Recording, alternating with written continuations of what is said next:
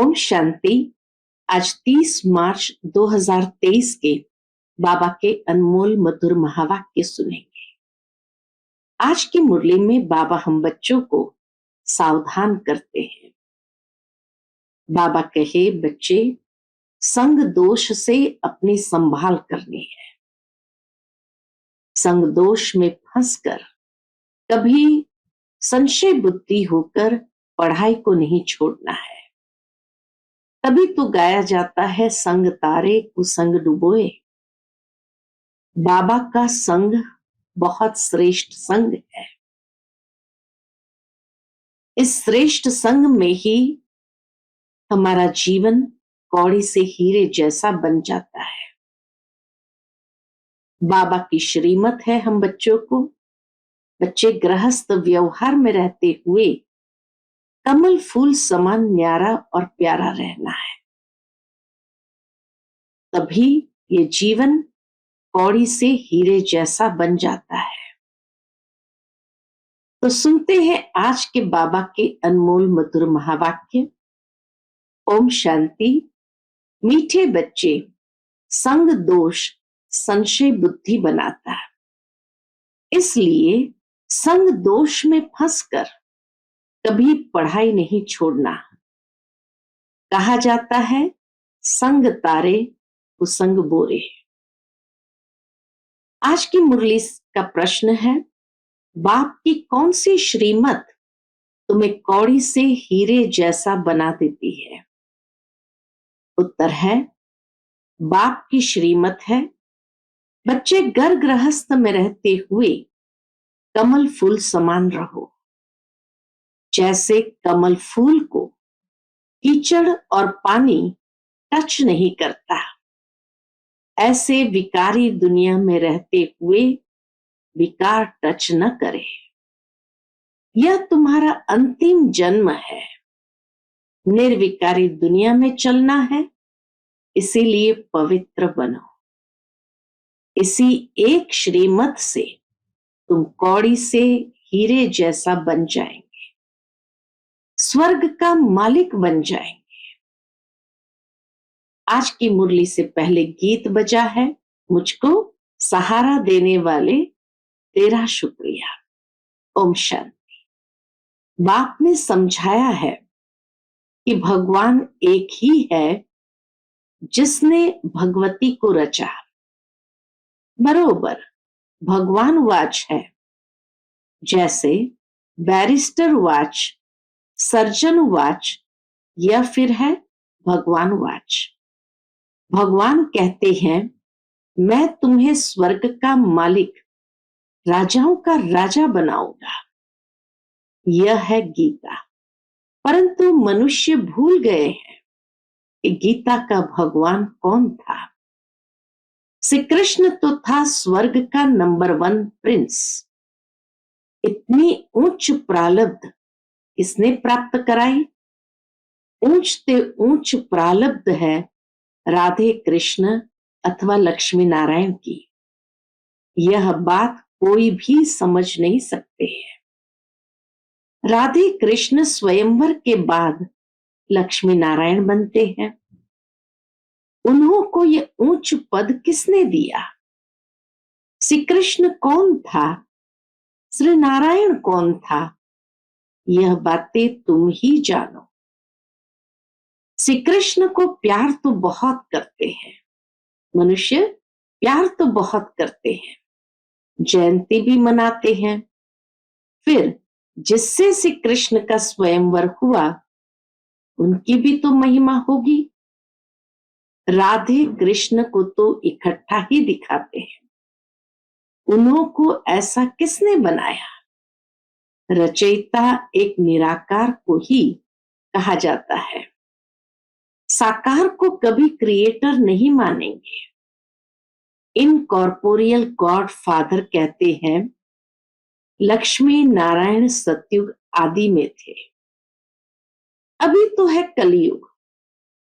यहां मनुष्य दुखी कंगाल है, राजा रानी तो है नहीं। स्वर्ग की तो बहुत महिमा है। कोई मरता है तो कहते हैं फलाना स्वर्गवासी हुआ। स्वर्ग याद आता है तो जरूर स्वर्ग कोई अच्छी चीज थी, तभी तो याद करते हैं। नरक में जो मरते हैं उनको पुनर्जन्म जरूर नरक में ही लेना पड़े। जैसा कर्म करते हैं उस अनुसार यहाँ जन्म लेना पड़ता है। अब भगवान है निराकार ज्ञान का सागर, जिसको सभी मानते हैं। उनका यादगार मंदिर भी शिव का है। ब्रह्मा विष्णु शंकर का चित्र देंगे तो कहेंगे ये ब्रह्मा है, ये विष्णु है। भगवान ब्रह्मा व भगवान विष्णु नहीं कहेंगे, भगवान एक निराकार को कहेंगे, वह शिव ही है। अभी तुम बच्चे जानते हो, हम फिर से लक्ष्मी नारायण भगवान भगवती बन रहे हैं। इस द्वारा, भगवान द्वारा। क्रिएटर बाप है, वह स्वर्ग का रचयिता है। जरूर उसने प्रारब्ध दी जो ये स्वर्ग का मालिक बने। चित्र तो तुम बच्चों के पास है, यह भी मनुष्य समझते हैं। लक्ष्मी नारायण सतयुग के मालिक थे। सिर्फ ये भूल गए हैं कि लक्ष्मी नारायण छोटेपन में राधे कृष्ण थे। बाबा कहे ये बात मनुष्य भूल गए हैं। सतयुग में महाराजा महारानी थे तो जरूर उन्हों का बचपन भी होगा। उन्हों की ये प्रारब्ध जरूर स्वर्ग के रचयिता ने बनाई होगी। वह कब आया? ऐसी ऊंच प्रारब्ध बनाने के लिए वो रचयिता कब आया, इसको भी यह पता नहीं। शिव का लिंग तो है, यह शिव का बड़ा रूप करके रखा है। वास्तव में कोई इतना बड़ा तो है नहीं। बाबा कहे वास्तव में कोई इतना बड़ा तो है नहीं। वह तो स्टार है, उनका कोई चित्र तो समझ न सके। यह सिर्फ पूजा के लिए बड़ा चित्र बनाया है। तो यह देवी देवता धर्म किसने स्थापन किया? नाम चाहिए। क्रिश्चियन बौद्धि आदि सबको मालूम है कि हमारा धर्म फलाने ने स्थापन किया। उनका धर्म शास्त्र यह है।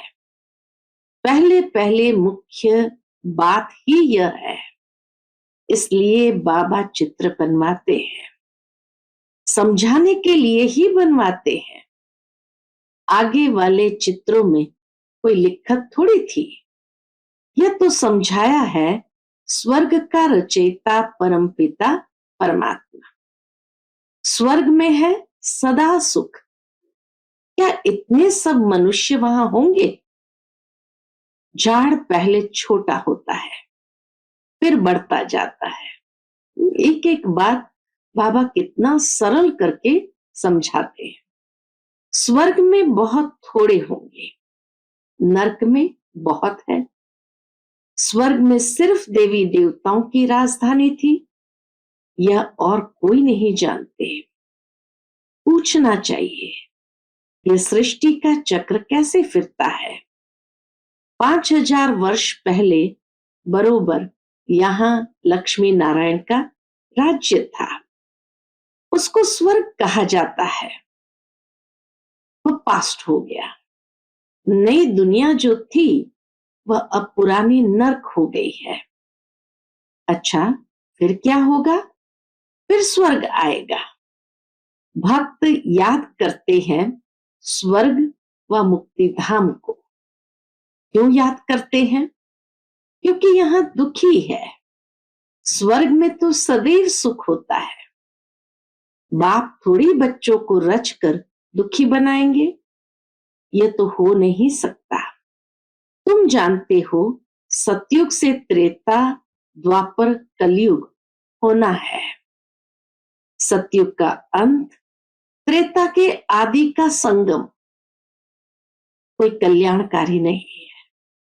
हाँ, बाबा कहे सिर्फ ये संगम नहीं है, सत्युग त्रेता के बीच का संगम भी है, त्रेता द्वापर के बीच का संगम भी है, द्वापर कलयुग के बीच का संगम भी है, परंतु वह संगम कोई कल्याणकारी नहीं है। क्यों? क्यों कल्याणकारी नहीं है? क्योंकि सत्युग में जो 16 कला संपूर्ण है, वही देवी देवता फिर 14 कला बन जाते हैं, तो वह कल्याणकारी युग थोड़ी हुआ। फिर त्रेता के अंत, द्वापर के आदि का भी संगम हुआ, परंतु उसमें भी कलाएं कम होती है। सतो प्रधान से सतो रजो तमो में गिरते हैं, तमो प्रधान बनना ही है। तो इस समय सारी दुनिया दुखी है। इसको कहा जाता है ऑर्फन्स की दुनिया। कोई धनी धोड़ी नहीं, घर में माँ बाप नहीं होते हैं, तो सभी आपस में लड़ने लग पड़ते हैं। घर में माँ बाप नहीं होते हैं तो सभी आपस में लड़ने लग पड़ते हैं, तो कहा जाता है तुम निधन के हो। तो यही कहा जाता तुम तो निधन के हो। वह है हद की बात, अभी यह है बेहद की बात। सारी दुनिया का कोई धनी धोड़ी नहीं है।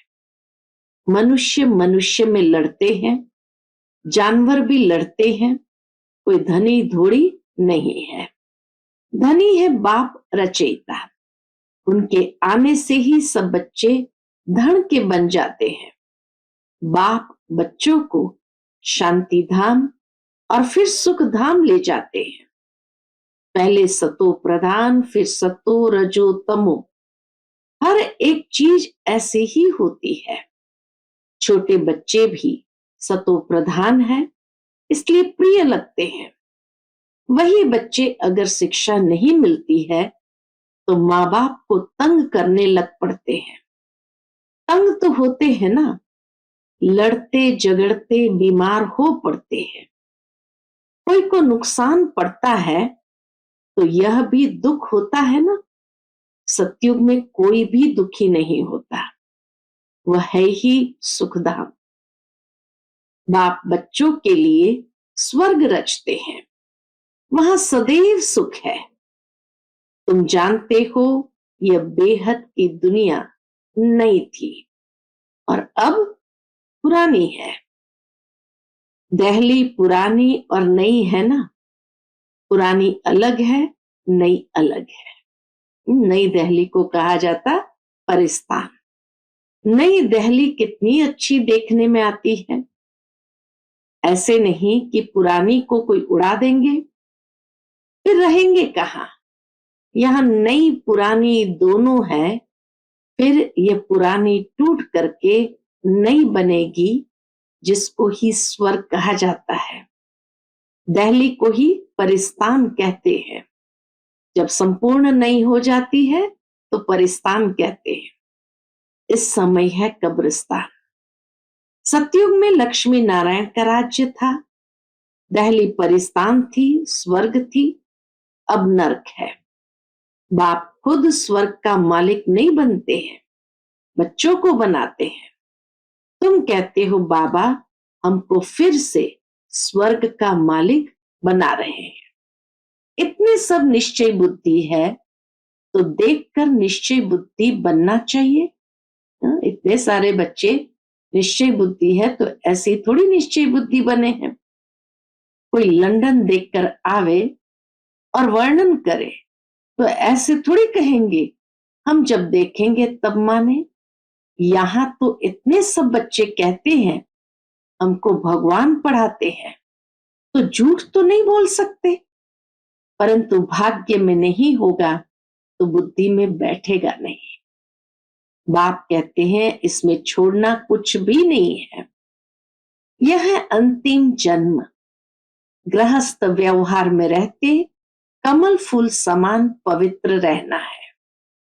यह है मृत्यु लोक, वह है अमर लोक। गाया जाता है संपूर्ण निर्विकारी दुनिया। अमर लोक संपूर्ण निर्विकारी दुनिया, वहां विकार होता नहीं।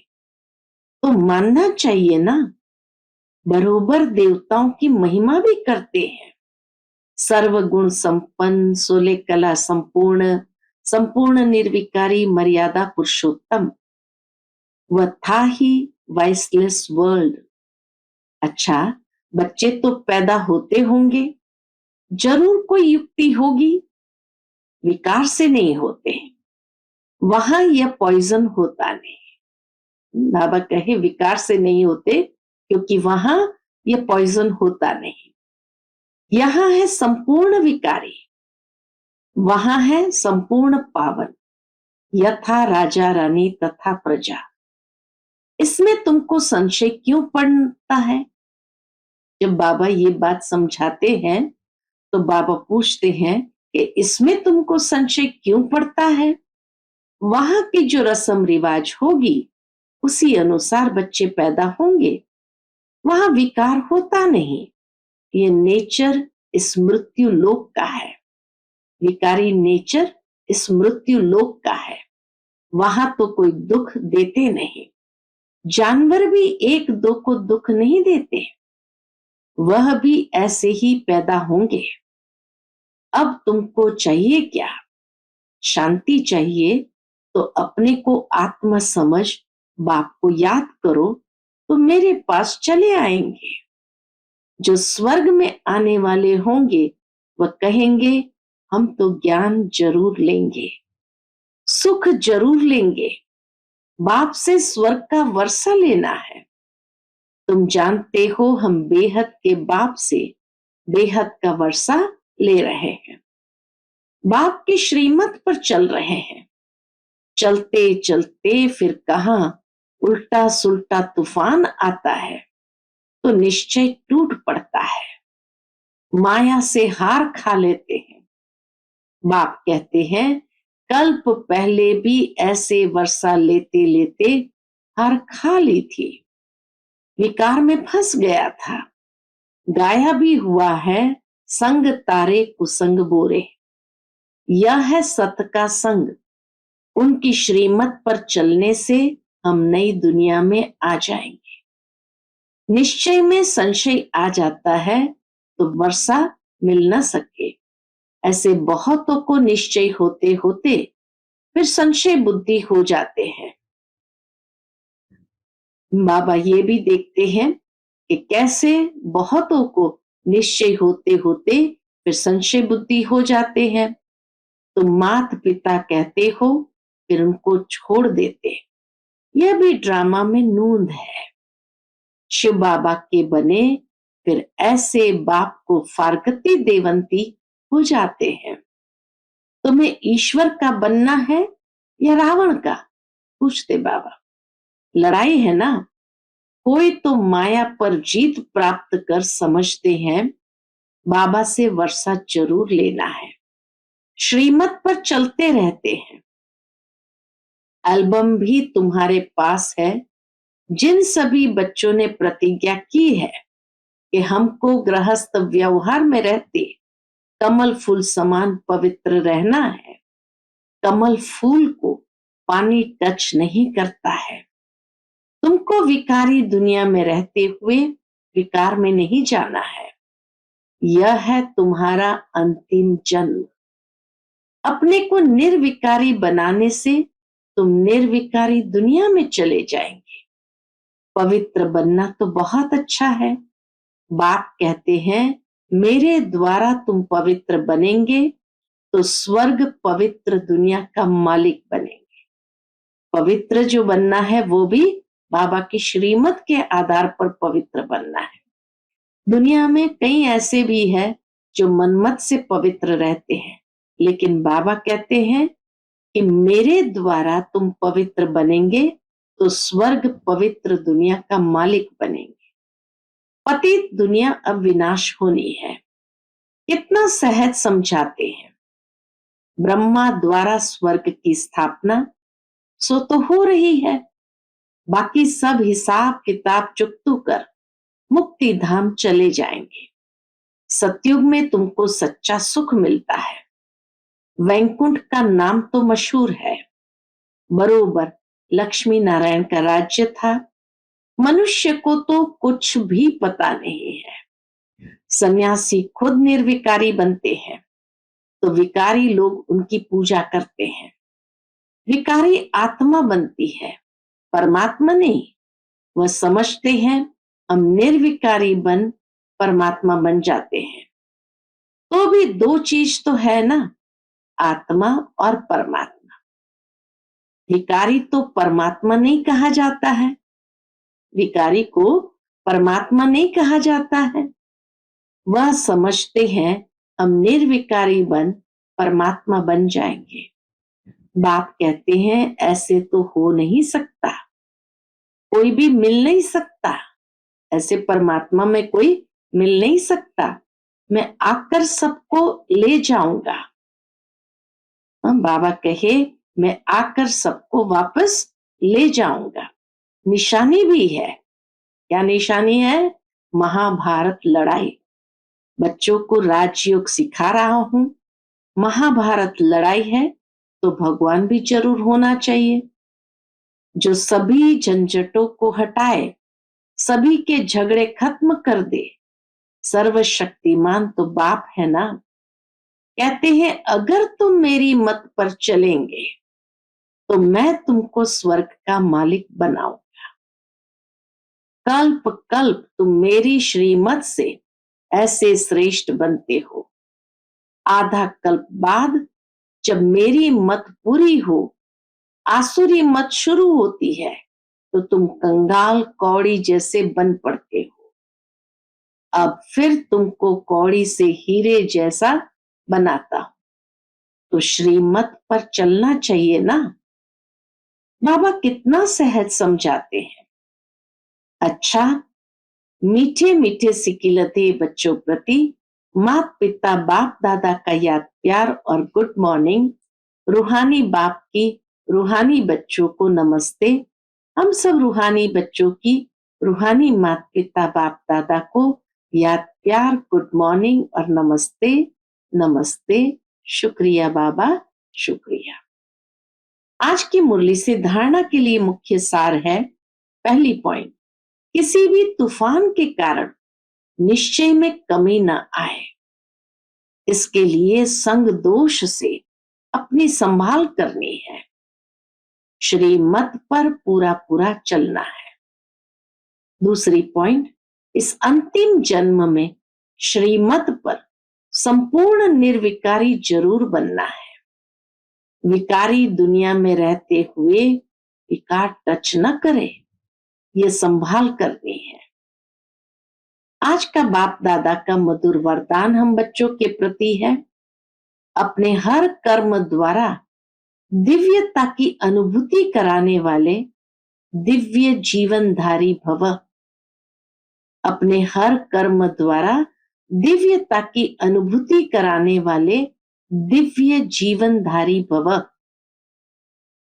बाप दादा ने हर एक बच्चे को दिव्य जीवन अर्थात दिव्य संकल्प, दिव्य बोल, दिव्य कर्म करने वाली दिव्य मूर्तियां बनाई है। दिव्यता संगम युगी ब्राह्मणों का श्रेष्ठ श्रृंगार है। दिव्यता अर्थात क्या?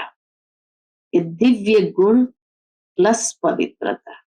तो बाबा कहे दिव्यता संगम युगी ब्राह्मणों का श्रेष्ठ श्रृंगार है। दिव्य जीवनधारी आत्मा किसी भी आत्मा को अपने हर कर्म द्वारा साधारणता से परे दिव्यता की अनुभूतियां कराएगा। दिव्य जन्मधारी ब्राह्मण तन से साधारण कर्म और मन से साधारण संकल्प कर नहीं सकते। वे धन को भी साधारण रीति से कार्य में नहीं लगा सकते। तन मन धन साधारण नहीं, श्रेष्ठ दिव्यता संपन्न। आज का स्लोगन है, दिल से सदा यही गाते रहो कि पाना था सो पा लिया, तो चेहरा खुशनुमा रहेगा। अच्छा, ओम शांति।